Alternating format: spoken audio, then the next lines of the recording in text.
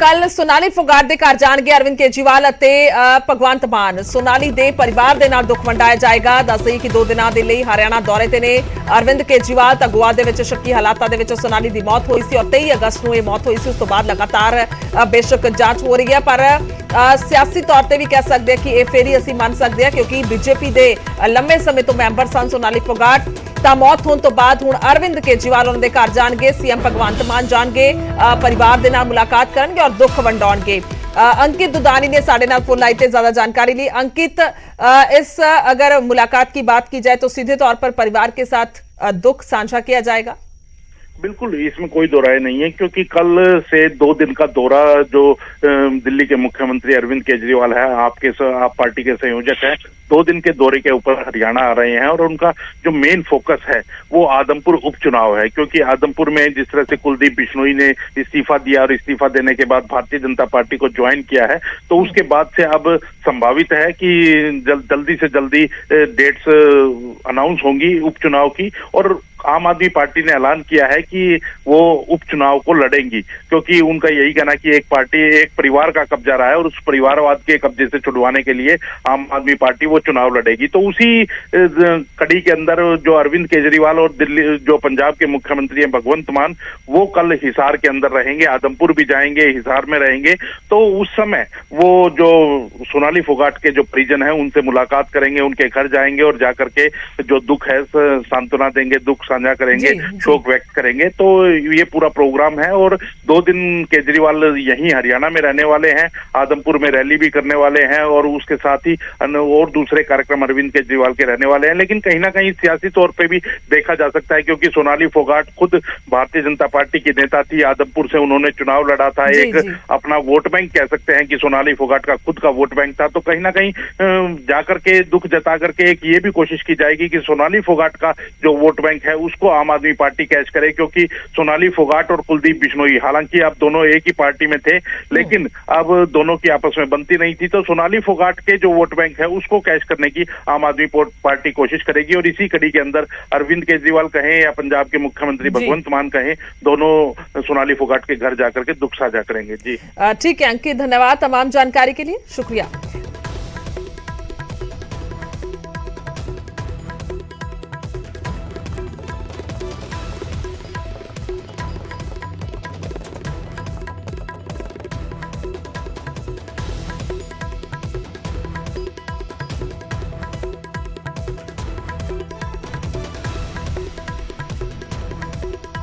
सो अगे बढ़े इस बाद और गल करांगे सुखबीर सिंह बादल की। तो अज एसआईटी के सामने पेश होंगे सुखबीर बादल और बहबल कला गोलीकांड के पुछगिछ होगी। चंडीगढ़ के 10:30 बजे दस दिए कि पुछगिछ लई बुलाया गया है और Punjab police officer institute sector 32 के पुछगिछ होनी है। और अधिकारी जिहड़े ने पहुंचने शुरू हो गए ने। आईजी नौनिहाल सिंह भी एसआईटी के वलों दसिए कि सम्मन किया गया कोटकपुरा गोलीकांड के 14 सितंबर के लिए यह सम्मन है। तो दस दईए कि कोटकपुरा गोलीकांड के सुखबीर बादल को पहला 30 अगस्त लिए सम्मन जारी किया गया सी, पर उस दिन सुखबीर पेश नहीं हुए, जिस तो बाद सियासत भी भग गई सी।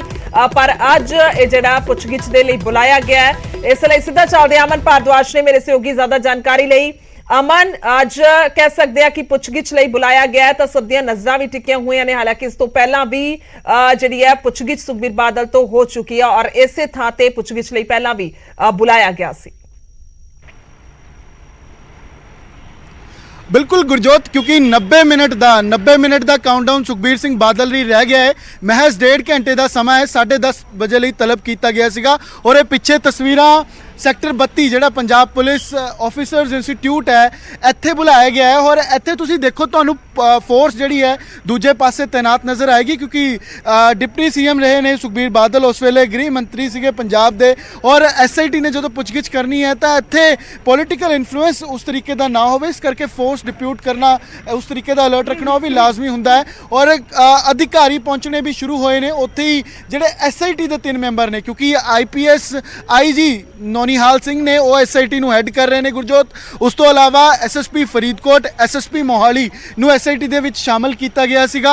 तो उन्होंने ਵੱਲੋਂ ਪੁੱਛਗਿੱਛ ਜਿਹੜੀ है वो की जानी है। और जिथे तक मामले की गल है ਤਾਂ ਬਹਿਬਲ ਕਲਾ ਗੋਲੀकांड ਮਾਮਲਾ ਸੀਗਾ, ਉਸ ਬਾਬਤ ਪੁੱਛਗਿੱਛ ਜਿਹੜੀ ਹੈ ਉਹ ਕੀਤੀ ਜਾਏਗੀ ਕਿਉਂਕਿ ਜਿੰਨੀਆਂ ਕਮਿਸ਼ਨਾਂ ਸੀਗੀਆਂ ਜਾਂ ਐਸਆਈਟੀ ਸੀਗੀਆਂ ਉਹਨਾਂ ਦੀ ਜੋ ਫਾਈਂਡਿੰਗਸ ਹੈ, ਇੱਕ ਸਵਾਲ ਹਲੇ ਵੀ ਸਟੈਂਡ ਕਰਦਾ ਹੈ ਕਿ ਗੋਲੀ ਚਲਾਉਣ ਦੇ ਆਦੇਸ਼ ਸੀਗੇ ਜਿਹੜੇ ਉਹ ਕਿਸਨੇ ਦਿੱਤੇ ਸੀਗੇ।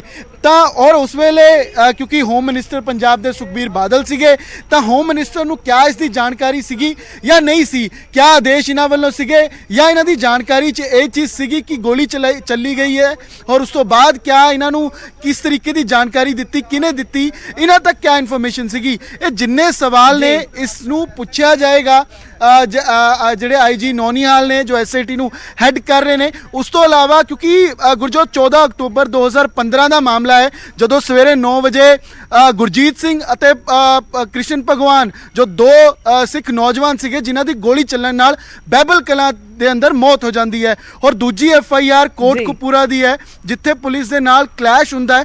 ਤਾਂ ਇਨ ਦੋਨਾਂ ਮਾਮਲੇ ਚਾਹੇ ਉਹ ਕੋਟਕਪੂਰਾ ਗੋਲੀकांड ਹੋਵੇ ਜਿਸ ਨੂੰ ਏਡੀਜੀਪੀ ਐਲਕੇ ਯਾਦਵ ਹੈਡ ਕਰ ਰਹੇ ਨੇ ਜਿਸ ਦੀ ਸਮਨਿੰਗ 14 ਤਰੀਕ ਲਈ ਹੈ ਔਰ ਦੂਜਾ ਮਾਮਲਾ ਇਹ ਹੈ ਜਿਸ ਨੂੰ ਨੌਨੀਹਾਲ ਹੋਣੀ ਹੈਡ ਕਰ ਰਹੇ ਨੇ ਬਹਿਬਲ ਕਲਾ ਗੋਲੀकांड ਜਿਸ ਦੇ ਅੰਦਰ ਦੋ ਸਿੱਖ ਨੌਜਵਾਨਾਂ ਦੀ ਮੌਤ ਹੋ ਜਾਂਦੀ ਹੈ। ਤਾਂ ਇਹ ਦੋਨੋਂ ਇੰਟਰਲਿੰਕਡ ਵੀ ਨੇ ਔਰ ਇਸ ਬਾਬਤ ਪੁੱਛਗਿੱਛ ਜਿਹੜੀ ਹੈ ਉਹ ਸੁਖਬੀਰ ਸਿੰਘ ਬਾਦਲ ਤੋਂ ਕੀਤੀ ਜਾਏਗੀ ਔਰ महज 90 मिनट का समा जड़ा है वो रहा है। ये भी जानकारी मिली है कि सुखबीर बादल इत्थे पहुंचणगे और अपने चाहे वो लीगल टीम है उन्होंने चाहे पॉलिटिकल समर्थक ने वो भी नाल गुरजोत मौजूद रह सकते हैं और न्यूज़ 18 इत्थे मौजूद इसी करके कि हर एक जानकारी जड़ी है किस तरीके की पुछगिछ है किस तरीके की इत्थे हलचल है उस बाबत जड़ी है वो दिंदे रहांगे। गुरजोत बिल्कुल ठीक है अमन, बहुत बहुत शुक्रिया तमाम जानकारी दे लई। ਤਾਂ ਅਧਿਕਾਰੀ ਜਿਹੜੇ ਨੇ ਉਹ ਪਹੁੰਚਣੇ ਸ਼ੁਰੂ ਹੋ ਗਏ ਨੇ। ਤਸਵੀਰਾਂ ਸਾਨੂੰ ਅਮਨ ਨੇ ਦਿਖਾਈਆਂ ਕਿ ਕਿਸ ਤਰ੍ਹਾਂ ਦੇ ਨਾਲ ਇੱਥੇ ਅਧਿਕਾਰੀ ਵੱਡੀ ਤਾਦਾਦ ਇਸ ਵੇਲੇ ਵੀ ਨਜ਼ਰ ਆ ਰਹੀ ਹੈ। 10:30 ਵਜੇ ਦਾ ਸਮਾਂ ਹੈ ਔਰ ਦੱਸ ਦਈਏ ਕਿ ਇਹ ਮਾਮਲਾ ਹੈ ਬਹਿਬਲ ਕਲਾਂ ਗੋਲੀकांड ਦਾ ਜਿਸ ਨੂੰ ਲੈ ਕੇ ਪੁੱਛਗਿੱਛ ਹੋਣੀ ਹੈ।